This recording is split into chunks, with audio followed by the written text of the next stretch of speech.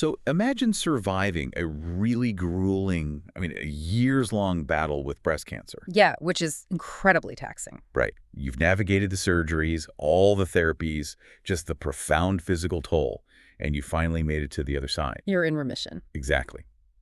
But the treatments that saved your life have, well, they've left your body severely damaged in other ways.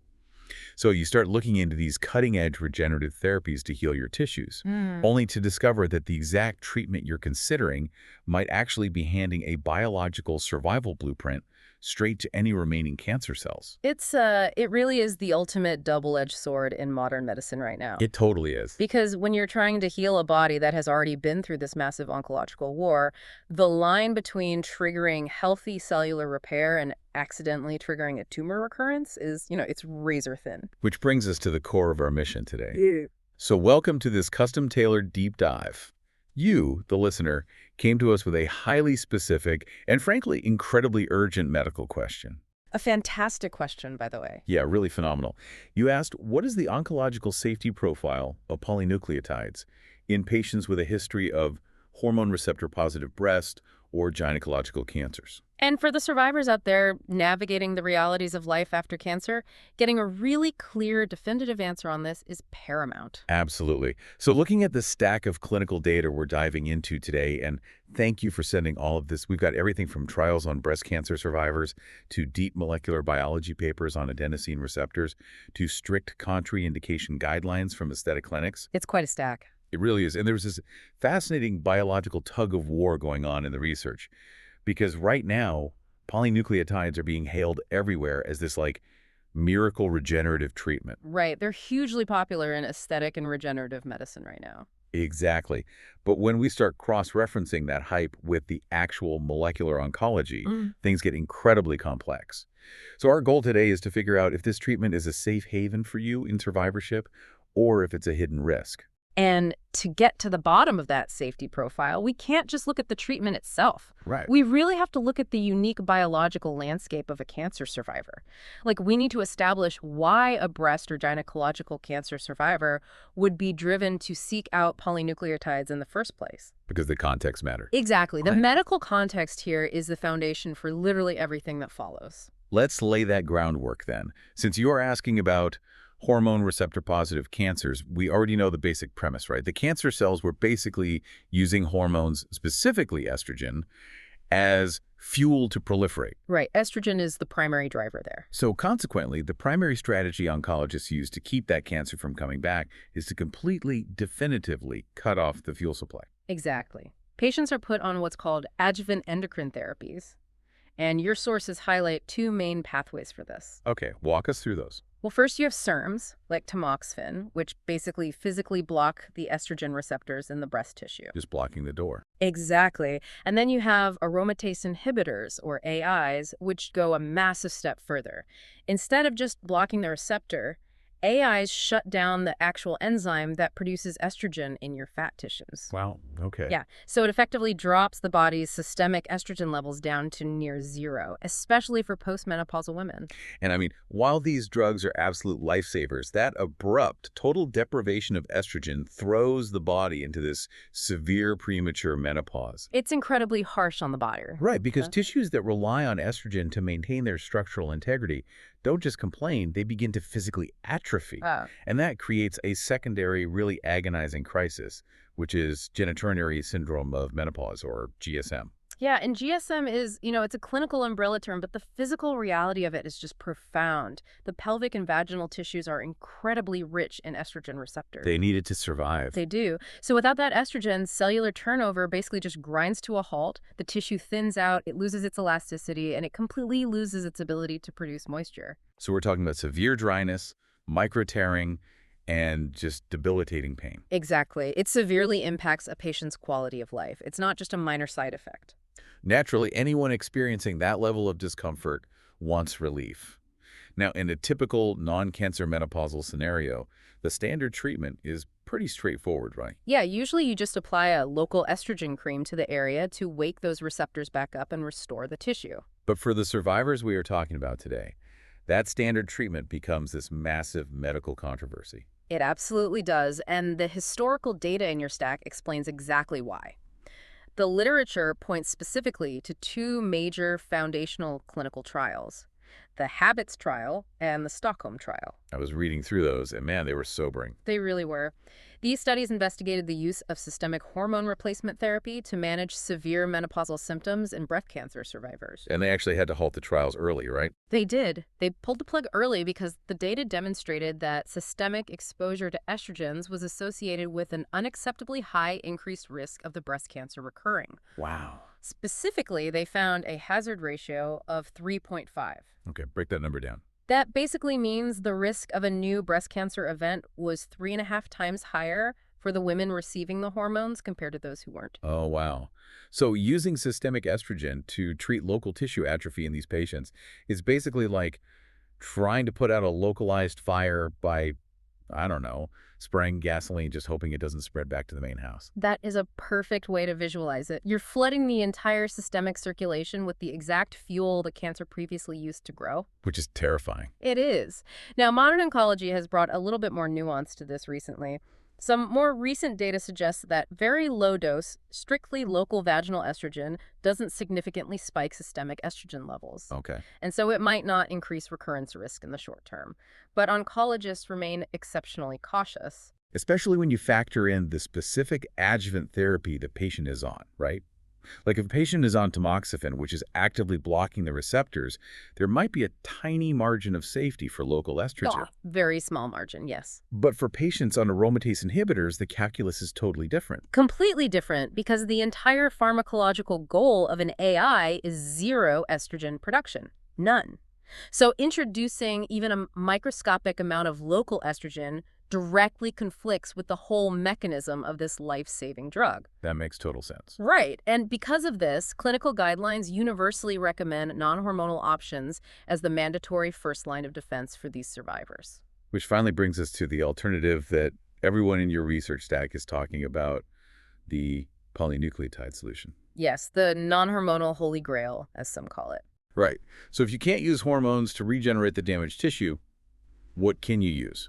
Let's define exactly what this compound is. Because, reading this, polynucleotides are essentially highly purified, fractionated fragments of DNA, and they're most commonly extracted from the sperm of salmon or trout. I know the origin sounds unusual to a lot of people. Well, yeah. But structurally, these are incredibly potent biological messengers. They act as biostimulators. Meaning they don't just sit there. Exactly. Rather than just acting as a temporary synthetic filler or an artificial moisturizer, they're designed to signal the body's own cells to start regenerating tissue from the inside out. And looking at the clinical data you provided, there's a very compelling prospective trial from the University of Naples, Federico II. A great study. Yeah. They took 60 breast cancer survivors who were actively suffering from GSM while on adjuvant therapy, and they treated them with a polynucleotide-based vaginal cream for 6 months. And the outcomes there were highly significant. The treatment physically improved the health, elasticity, and hydration of the vaginal tissue. So it actually worked. It really worked. It significantly reduced the GSM symptoms.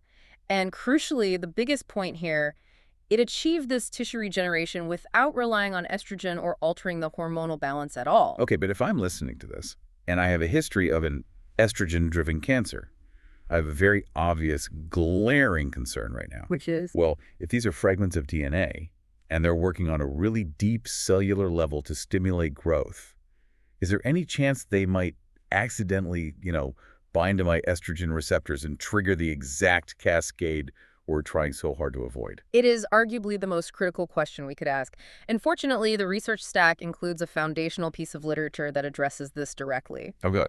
There is this deeply detailed study from the journal Endocrinology from way back in 1983 that meticulously analyzed the interaction between estrogen receptors, anti-estrogen receptor complexes, and polynucleotides. I was reading through this one, and honestly, the molecular mechanics are incredibly dense. It's heavy reading, yeah. Could you just break down what they actually found regarding the binding sites? Of course. So the researchers discovered that while estrogen and anti-estrogen receptors do technically interact with polynucleotides, the interaction happens at a completely different anatomical location on the receptor complex. Okay, meaning what? Well, the non-steroidal anti-estrogens, like tamoxifen, physically block the specific estrogen binding pocket. The study proved that tamoxifen does not exert its blocking activity by modulating the polynucleotide binding site. Okay, let me make sure I'm following the mechanics here. Essentially, the tamoxifen is sitting in the main doorway, blocking estrogen from entering the building. Yes. And the polynucleotides might, like, brush up against the side of the building, Right. but they don't try to go through that main door, and they definitely don't knock the tamoxifen out of the way. Exactly. That's a great analogy. They operate on entirely distinct biological frequencies. The tamoxifen can continue to sit on the receptor and keep the cancer at bay, completely unbothered by the polynucleotide fragments working in the local tissue environment. Okay, wow. That sounds like an incredible win, a totally non-hormonal, effective treatment that doesn't interfere with the primary cancer defense. It is a win. But but this is where we have to look much, much closer at the biology. Because if the polynucleotides are completely bypassing the estrogen pathway to heal this tissue, how exactly are they doing it? Right. And that question forces us to dive into the deep molecular data. Because understanding the actual mechanism of action is where we uncover the theoretical safety risks. The red flags. Exactly. We have to look at what polynucleotides are actually doing to the cells to make them grow. So let's get into those mechanics. Yeah. The literature shows that polynucleotides primarily target cells called fibroblasts. Yes. And for our listeners, think of fibroblasts as basically the foreman of your tissue's construction site. They're the cells responsible for secreting collagen proteins and building the structural framework of your tissues. And polynucleotides activate these fibroblasts through very specific channels called purinergic receptors. Specifically, they interact with an enzyme on the cell surface called CD39. Now, to wrap your head around why this matters, we have to talk about a molecule called ATP. ATP adenosine triphosphate. That's the basic energy currency of the cell, right? Biology 101. Precisely. Under normal, healthy conditions, ATP stays neatly inside the cell, providing the energy for normal functions. But when tissue is damaged or stressed or inflamed, like in severe atrophy, cells basically break open and ATP spills out into the extracellular space. So free-floating ATP outside the cell is basically a biological distress signal. Yes, a huge red flag for the body. And this is where that enzyme, CD39, comes in. CD39 acts like a pair of biological scissors. Okay. It finds this spilled free-floating ATP and starts snipping it down. It breaks it apart into a smaller molecule, which is extracellular adenosine. Okay, I'm tracking. So the polynucleotides stimulate the CD39 scissors, which cuts the distress signal down into adenosine. And what does that adenosine actually do? The adenosine acts as a really powerful regenerative signal. It tells the body to calm the inflammation down and start repairing.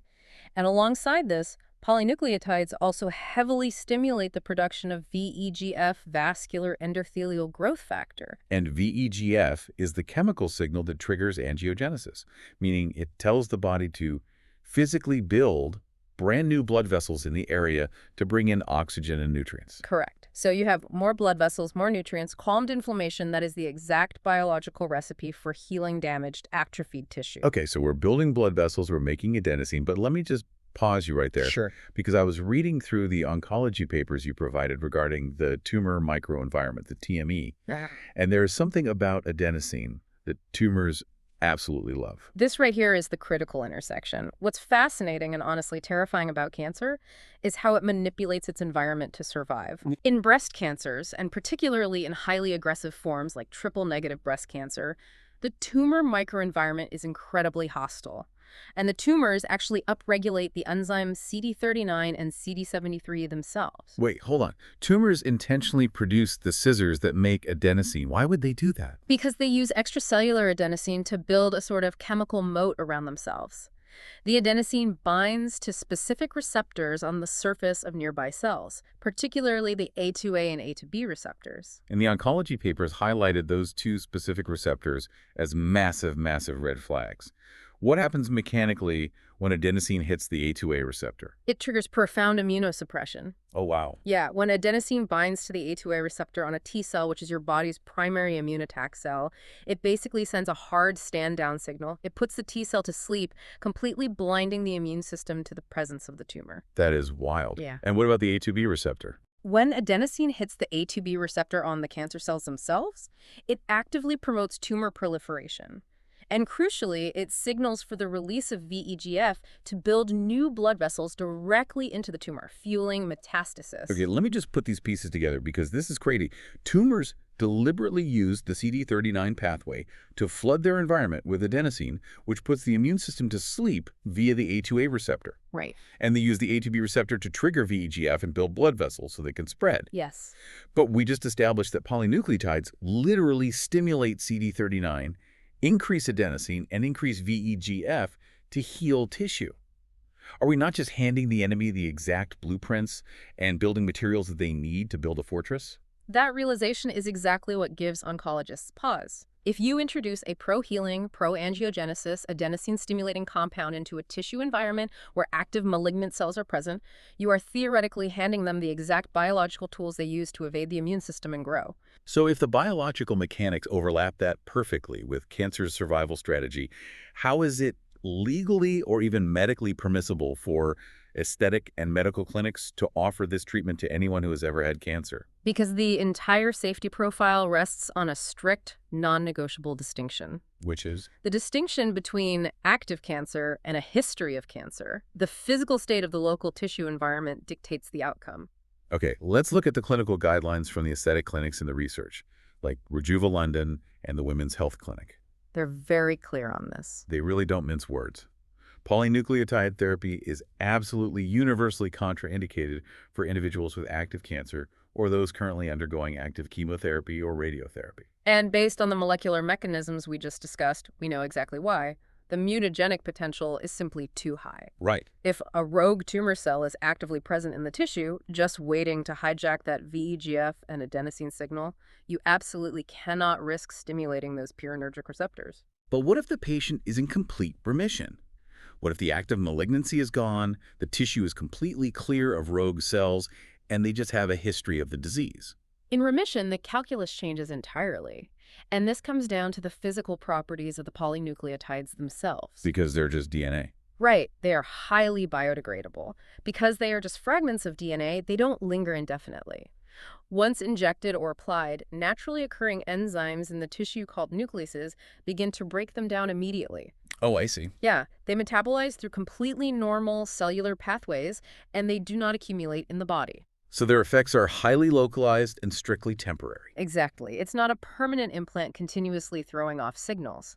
If there are no active tumor cells in that local environment to intercept and hijack the adenosine pathways, the regenerative signals do exactly what they evolved to do. Which is heal. Right. They stimulate the fibroblasts, they heal the damaged tissue, and then the molecules degrade and disappear. Okay, so it's basically like sending out a temporary radio broadcast over a secure channel. If the enemy isn't sitting right there with the receiver to intercept the signal, the message simply goes to your own troops to rebuild the base. Yes. And then the transmission just ends. That analogy hits the nail on the head. And the great thing is, we have substantial empirical data to prove that this localized temporary healing process does not spontaneously generate new cancers in a healthy remission environment. Yes, the radiation dermatitis study. Yeah. When I was going through your stack, this completely blew my mind as proof of concept. It's a landmark piece of clinical evidence. This was a massive study involving 497 breast cancer patients. This is a huge cohort. Very robust. And these women were receiving 46 grays of radiation to their chest wall. And for context, 46 gray is a highly, highly significant dose. Radiation basically works by fundamentally shattering DNA and triggering a severe inflammatory cascade. It's brutal on the skin. Right. Traditionally, that causes profound skin toxicity. We're talking severe burning, peeling, and ulceration of the local tissue. But in this specific study, the clinicians applied a topical polynucleotide cream twice daily to the irradiated area. During the radiation? Yes, starting from the very first day of radiation Yeah. and continuing for 4 weeks after the cycle completely ended. And the outcomes were staggering. I mean, a month after the treatment ended, 86% of those women showed 0 to minimal skin toxicity. Yeah. We were talking grade 0 to 1 on the toxicity scale. Which is just phenomenal. Think about it. In a population of nearly 500 women with a known history of breast cancer, the polynucleotides were applied directly to highly traumatized tissue. Yeah. They safely and effectively protected and healed that tissue via the exact adenosine and VEGF pathways we discussed, and they did it without triggering secondary local tumor recurrences. It's the ultimate empirical proof that the tissue environment really is the deciding factor. Without active rogue tumor cells present to exploit the biological care package, the polynucleotides are just highly efficient healers. Exactly. It completely underscores why rigorous patient selection and deeply honest medical histories are the cornerstone of regenerative medicine. You have to know what's in the tissue. Right. The safety profile isn't about the DNA molecule being inherently dangerous. It's about confirming the absolute absence of a malignancy that could exploit its signaling pathways. Let's take a breath and synthesize all of this, because we have journeyed through some incredibly dense molecular biology today. We really have. So you came to us asking about the oncological safety profile of polynucleotides for patients with a history of hormone receptor-positive breast or gynecological cancer. And based on the expansive stack of clinical trials, molecular biology, and aesthetic guidelines you provided, here is the definitive picture. The bottom line. Exactly. For a survivor suffering from debilitating tissue conditions like GSM or radiation burns, which are conditions caused by the necessary but brutal estrogen-depriving therapies, polynucleotides offer a profoundly effective non-hormonal lifeline. They do. We know from the molecular data that they do not mimic estrogen, they don't bind to the same structural pocket, and they do not interfere with the life-saving blockade created by drugs like tamoxifen. Right. They achieve their healing by utilizing a completely different mechanism, by stimulating purinergic receptors, breaking down ATP into adenosine, and triggering VEGF to build new blood vessels. But, however, because this precise adenosine signaling pathway is the exact same chemical moat that active tumors build to hide from the immune system and fuel their own growth, polynucleotides are strictly and absolutely contraindicated if there is any active cancer in the body. Right. Full stop. Full stop. But in the state of remission, where the tissue is completely clear of rogue cells, the treatment provides localized temporary repair that degrades safely through normal, natural cellular pathways. It is a remarkable testament to the power of regenerative medicine, but it really demands absolute respect for the mechanical biological context of the patient. It does. And, stepping back to look at the broader implications of the research you shared, it leaves us with a truly profound biological paradox to ponder. Yeah. We've seen today that adenosine signaling is the fundamental mechanism our healthy tissues use to calm inflammation and rebuild.